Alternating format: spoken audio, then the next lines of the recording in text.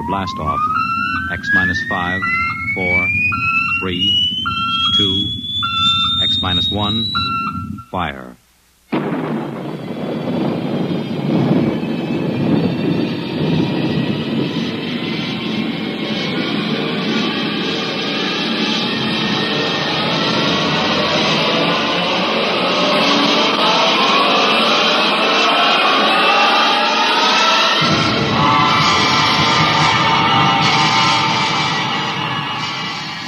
From the far horizons of the unknown come transcribed tales of new dimensions in time and space.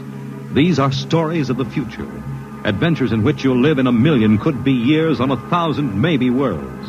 The National Broadcasting Company, in cooperation with Street and Smith, publishers of astounding science fiction, presents X minus 1.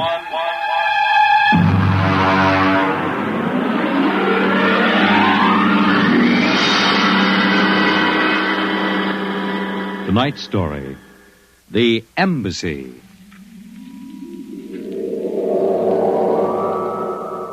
Out of the infinitude of stars and planets in the solar system and other systems in the universe, it is almost mathematically certain that other forms of life exist on other worlds. Someday, in the future, in 1,000 years, or in the next 25 minutes, daring travelers through space will make contact with the inhabitants of another world. But the question is, will we contact them first, or will they contact us? A private detective agency in downtown New York. Mr. Graffius, Mr. Broderick will see you. Well, what can I do for you? My name is Graffius of Springfield. I would like your assistance in helping me locate a Martian embassy. Would you say that again very slowly? I came to New York to locate the Martian embassy. I assume you were joking. On the contrary, I am completely serious. As it happens, I am interested only in Martians at the moment. I see. Okay, shoot. Well, it occurred to me in the course of my studies that we, Earth people, cannot possibly be the only intelligent form of life in the universe. Since Mars is older geologically, and since it is also an atmospheric planet, its evolutionary history could easily be similar to ours. Do you follow me? Well, so far, I can't say no. If this is true, then they must have been watching us, observing us for hundreds, possibly thousands of years. They also know we are a militaristic, warlike race. We might conceivably set out to conquer and occupy Mars someday. In which case, they would try to get the jump on us. Ah, precisely, Mr. Broderick. Now, if you were planning to attack an unknown nation, what would be your first move, Mr. Broderick? Well, intelligence. Find out what the odds are. Oh, you have a very logical mind, sir. You would send agents to scout the nerve centers of earthly civilization and advancement. Not Kansas City or Equatorial Africa, my dear sir, but here, in New York, the most technically advanced spot on the earth. And you want me to help you prove this theory of yours? Precisely. The expense doesn't interest me. Well, now, this may take a long, long time, Mr. Graffius. After all, nobody has ever seen the Martian. I assure you they will be very ordinary-appearing people. Mm-hmm. Very likely they live together in downtown New York. Most certainly they live in a private house with no servants to pry in their affairs. Oh, some ordinary people who live in a private house in downtown New York. How might just as well look up Martians in the classified section of the phone book? There's one other lead which might help you. What's that? They would be almost certain to subscribe to every conceivable type of newspaper, scientific journal, and foreign language publication. Now, that might be something. Okay, Mr. Graffius, it's a deal. Excellent. I shall contact you tomorrow.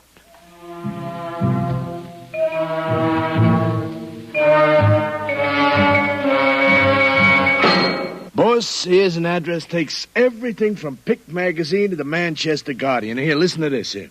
Pick, Look, Scientific America, the Daily News, Daily Worker, the Police Gazette, Journal of Engineering, a Scientific Quarterly, American Psychiatric Journal. Let me see that.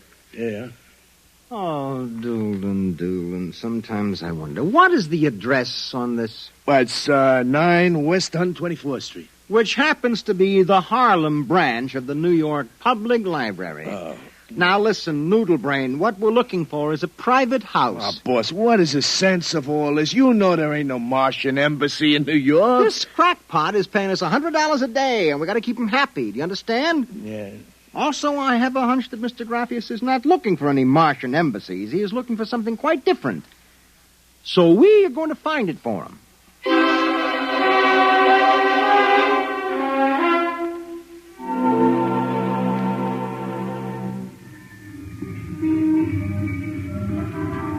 Which house is it, Doolin? It's right down there, number 108. Nobody comes out, nobody goes in. I asked around.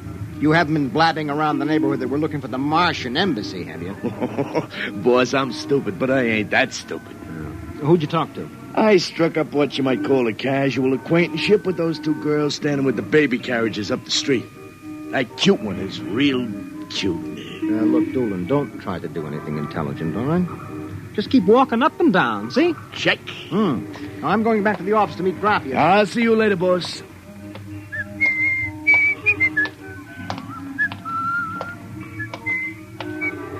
Hiya, beautiful. Hiya, Flatfoot. Name is Doolin, honey. Iron Man Doolin. Your line is getting rusty, Iron Man. So help me, honey. If I'm feeding you a line, may the heavens open up and strike me dead. Hey, what's that? Look out!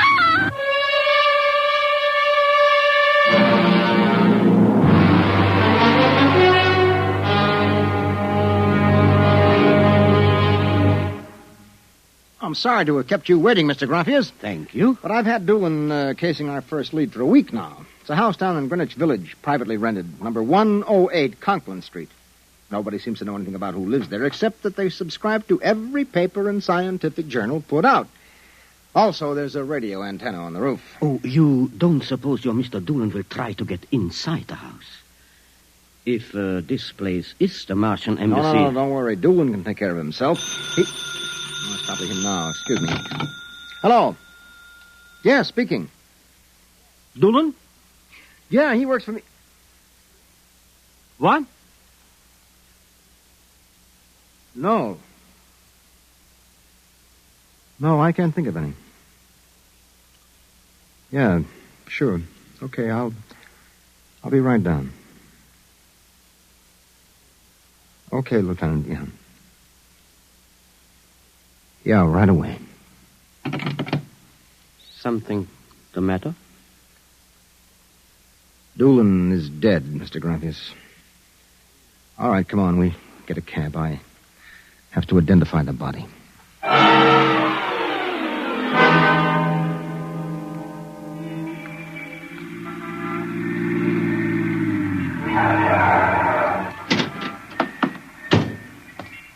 Lieutenant, I'm Broderick. Oh, there's your boy, Broderick. Anybody see it? The maid pushing a baby carriage. We can't seem to get any sense out of her. You mind if I talk to her? Hanson, this guy wants to ask the girl a few questions. Please. I told you what I saw. How many times I got to tell you? Look, miss, the dead man was a personal friend of mine. Would you tell me what happened? Helen and I were standing in front of Rathman's candy store up on the corner. We both had the babies out. He said hello and joked a little. Then he... What happened? It's too awful. No, please. Well, first he squashed, and then the stone fell on him. Could you repeat that? They don't believe me, but Helen saw it too. Saw what? First he squashed, and then it fell on him. He was mashed flat before it even hit him. Now, look. That's the story, Broderick. Please, let me alone. Let me go home. I told you what I saw. Now let me alone. Let me alone. Did you learn anything, Mr. Broderick? I don't know. May I ask, what do you intend doing? Well, as soon as the cops clear out and this place quiets down, little Broderick is going to pay a personal call on the Martian embassy. Or whatever number 108 is.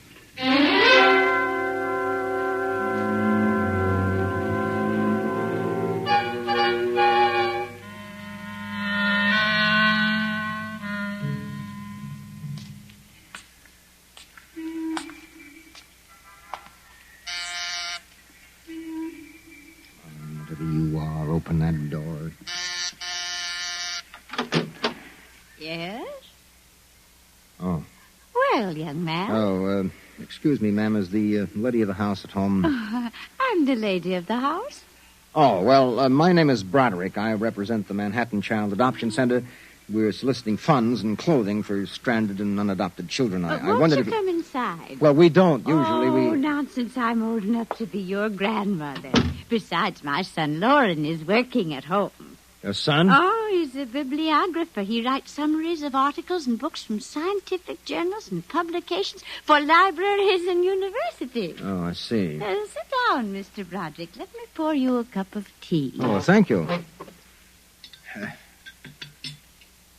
You know, I'm not much of a tea drinker, but it seems to have a strange taste. Oh, it's my own recipe. Uh-huh.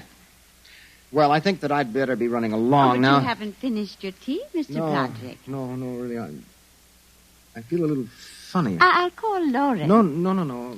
It's all right, I'm leaving. I just feel kind of dizzy. Oh, I'm sure Lauren would like to hear about the adoption center. I'll call him. No, don't No, bother. but I must. Besides, you aren't well. Tea. Lauren! I've got to get out. Lauren!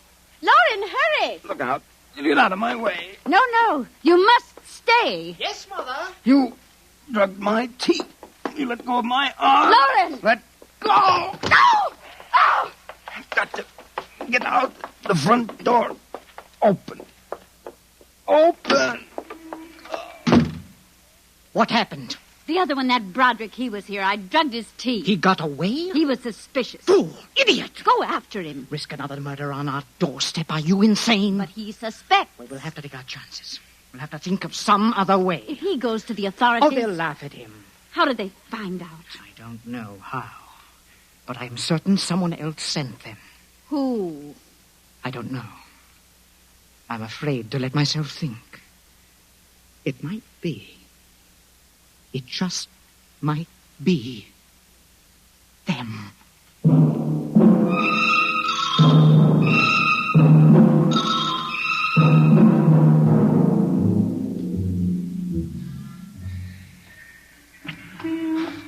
I've got to get help. Oh. Look out! Miss, please. All right, miss. We'll take care of them. Come along, mister. I'm going to give you a break and take you back to the wife and kids. No, you can't. I'm sick. Sick, is it? What's the matter? I'm drugged. They drugged me. Who drugged you? The number 108, the Martian. Who? The Martians in 108 at Martian Embassy. Well, I've seen them with pink elephants, rabbits, and mice, but you're the first one that's got Martians. Oh, it's true, I tell you. Ah, come along. Listen, don't take me back there. They'll kill me. I've got to make you understand. Here, I'll help you up the steps. What? Listen, my name. My name is Broderick. I'm a private dick. We'll find out about this. No. Oh. Here, don't try any tricks. Officer, listen, please. I'll give you anything, $1,000, but please, listen. For God's sake, listen. Yes, officer? Oh. Why, Broderick. You know this lush, Granny? Oh, why, that's my son, Broderick. No, she's Martian. He's in pretty bad shape. You better get him to bed. Oh, dear, and he was doing so well at the Alcoholic Society. He must have gotten off again. Looks like he's ready to pass out. Lauren! What is it, Mother? Oh, Brod. Your brother Broderick has been drinking again. No, officer, please. Look out. He's passed out. Oh, I'll take care of him, officer. We've handled this sort of thing before. Can you manage okay? We'll be fine. Thank you. Oh, you've been very kind, officer. Nothing at all, Granny. I know how it is with these Alkies. Well, I'll be seeing you.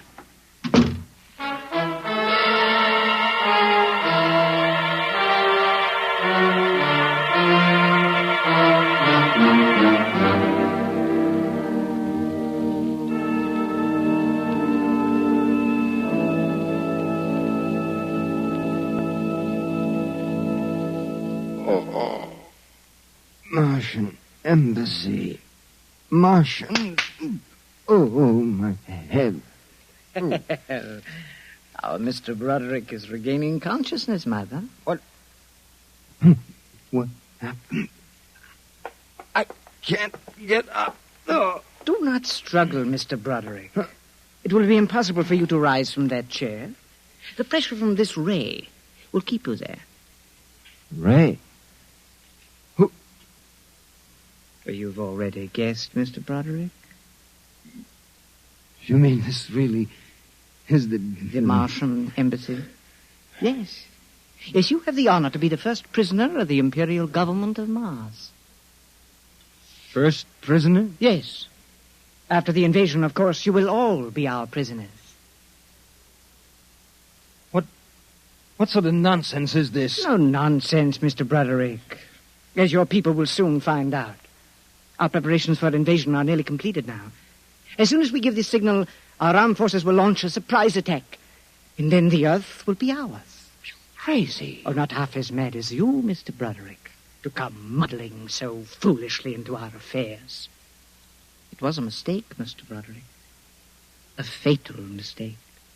So Doolan's death was no accident, then, huh? Oh, assuredly not. We found it necessary to use a pressure ray on your friend. The block of concrete was an afterthought. We thought it might help to divert suspicion. All right. So what happens now? If you cooperate, you can look forward to a quick, painless death. Like your friend, Mr. Doolan. If not? Well, this pressure ray has many delicate adjustments. It can move a pin, or it can crush a boulder. Let me demonstrate.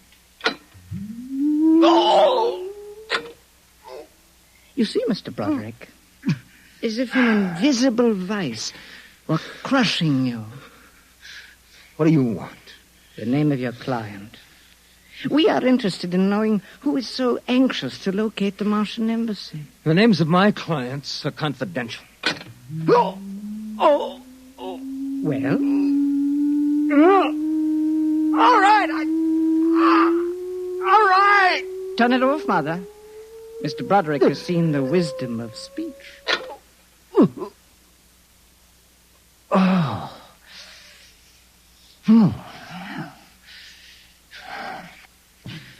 His name is Graphius. Graphius? Yes. An unusual name for an Earthman. Describe him. Well, I don't think I really can. Describe him. Oh.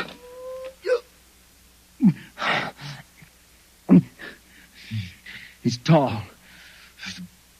The big forehead. It's about 60. Wears thick glasses. He's bald.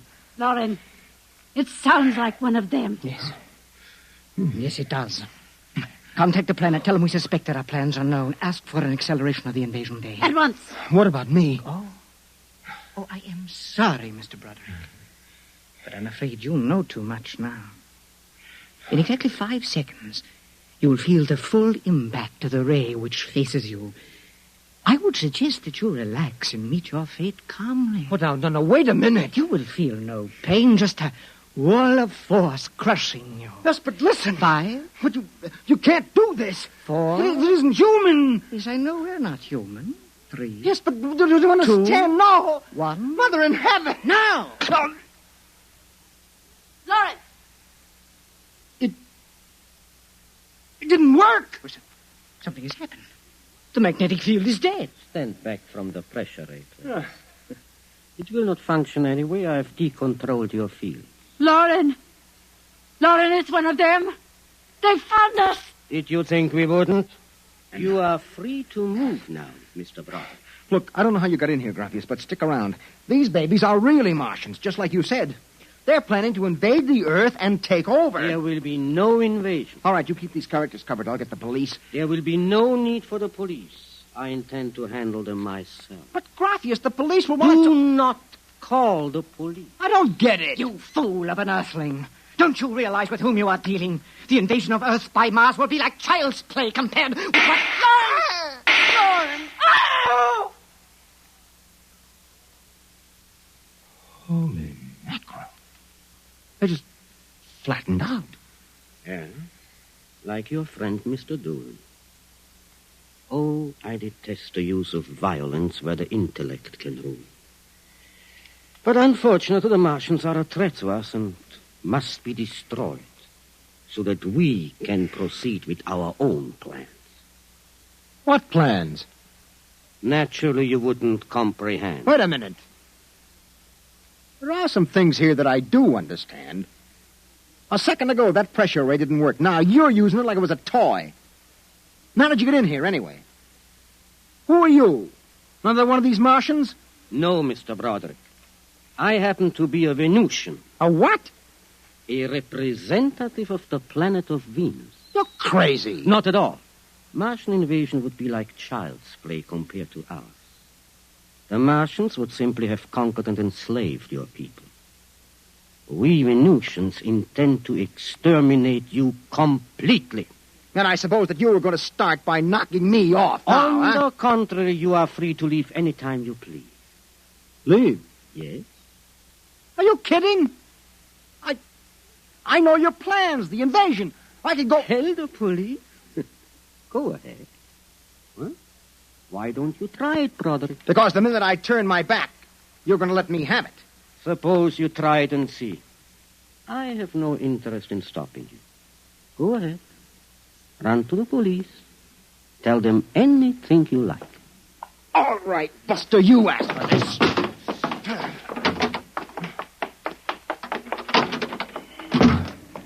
I'm alive. You let me go. Here. Where do you think you're running to? Officer, listen to me. Oh, it's you again. The one with the Martians. Listen, that story is true. You've got to believe me. You've absolutely got to believe me. They're inside that house, inside number 108. He killed them. Who killed him? Graphius, the leader of the Venusian invasion. Venusian invasion. Look, they're going to take over the Earth. Listen to me. Go in that house. Martians, now Venusians. Okay, brother, I've heard enough. Your Betty is a bedbug. Come along. Please, where are you taking me? Bellevue Psychiatric Ward, my friend. Come on. No, but you... Come along. You don't understand. Why are you such a fool? Let go of me. There's going to be an invasion. The Venusians are going to invade us. Why don't you listen to me? Why don't you listen?